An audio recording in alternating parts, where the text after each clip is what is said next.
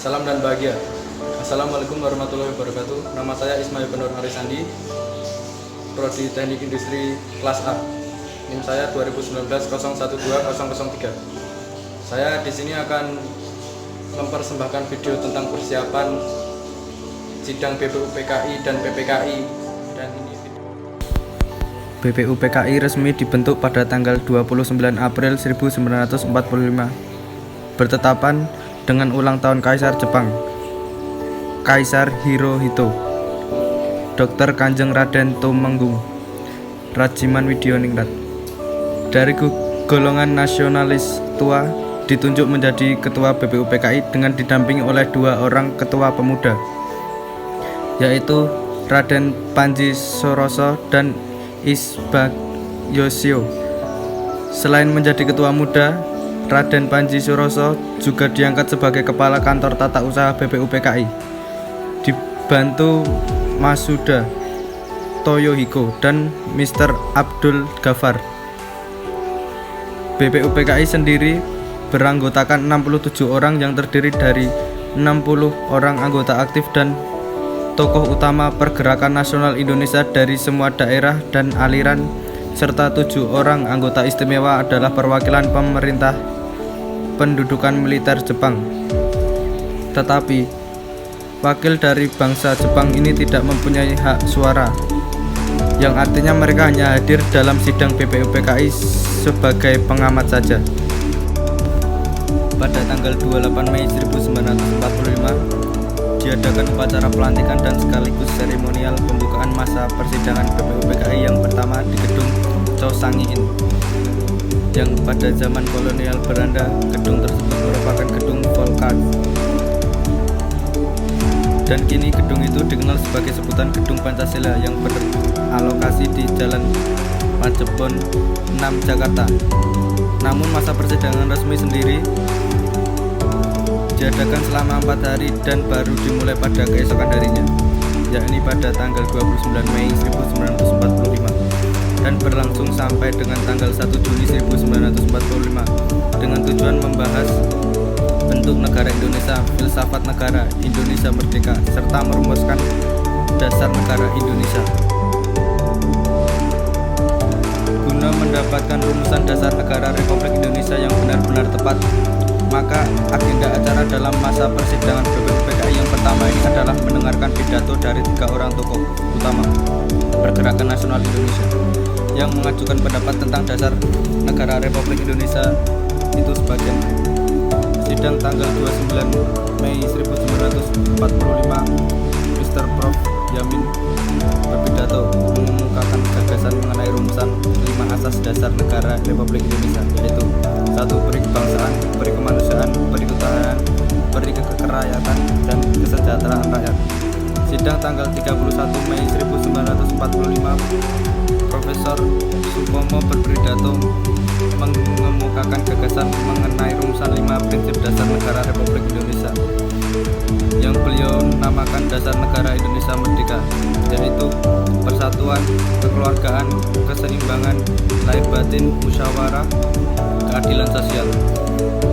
Sidang tanggal 1 Juni 1945, Insinyur Soekarno berpidato mengemukakan gagasan mengenai rumusan 5 sila dasar Republik Indonesia, yaitu kebangsaan Indonesia, internasionalisme dan perikemanusiaan, mufakat dan demokrasi, kesejahteraan sosial, ketuhanan yang Maha Esa. Pada tanggal 7 Agustus 1945, BPUPKI dibubarkan karena dianggap telah menyelesaikan tugasnya dengan baik, yaitu menyusun rancangan undang-undang dasar bagi negara Indonesia Merdeka, dan digantikan dengan dibentuknya Panitia Persiapan Kemerdekaan Indonesia atau yang sering kita sebut PPKI, atau dalam bahasa Jepang Dokuritsu Jumbi Kusakai. Tugas PPKI ini yang pertama adalah meresmikan pembukaan serta batang tubuh Undang-Undang Dasar 1945. Tugasnya yang kedua adalah melanjutkan hasil kerja BPUPKI mempersiapkan perpindahan kekuasaan dari pihak pemerintah pendudukan militer Jepang kepada bangsa Indonesia dan mempersiapkan segala sesuatu yang menyangkut masalah ketatanegaraan bagi negara Indonesia baru. Pada saat PPKI terbentuk, keinginan rakyat Indonesia untuk merdeka semakin memuncak. Memuncaknya keinginan itu terbukti dengan adanya tekad yang bulat dari semua golongan untuk segera memproklamasikan kemerdekaan negara Indonesia. Golongan muda kala itu menghendaki agar kemerdekaan diproklamasikan tanpa kerjasama dengan pihak militer pendudukan militer Jepang sama sekali, termasuk proklamasi kemerdekaan. Dalam sidang PPKI pada saat itu ada anggapan dari golongan muda bahwa PPKI ini adalah hanya merupakan sebuah badan bentuk pihak pemerintah penduduk militer Jepang. Di lain pihak, PPKI adalah sebuah badan yang ada waktu itu gunakan mempersiapkan hal-hal yang perlu bagi terbentuknya suatu negara Indonesia baru. Sementara itu, dalam sidang PPKI pada tanggal 18 Agustus 1945, dalam hitungan kurang dari 15 menit telah terjadi kesepakatan dan kompromi atas lobby-lobby politik dari pihak kaum keagamaan yang beragama non-muslim serta pihak kaum keagamaan yang menganut ajaran kebatinan, yang kemudian diikuti oleh pihak kaum kebangsaan. Guna melunakkan hati pihak tokoh-tokoh kaum keagamaan yang beragama Islam, guna dihapusnya 7 kata dalam Piagam Jakarta atau sering kita sebut Jakarta Center. Setelah itu, Muhammad Hatta masuk ke dalam ruang sidang PPKI dan membacakan 4 perubahan dari hasil kesepakatan dan kompromi atas lobby-lobby politik tersebut. Hasil perubahan yang kemudian disepakati sebagai pembukaan